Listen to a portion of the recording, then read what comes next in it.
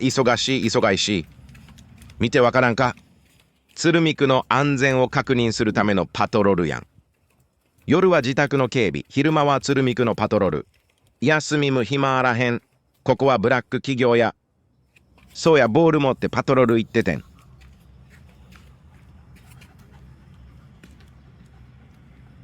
なんでかって？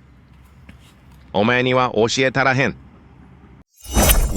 1回1000円で月謝なし。来たい時に来るだけ。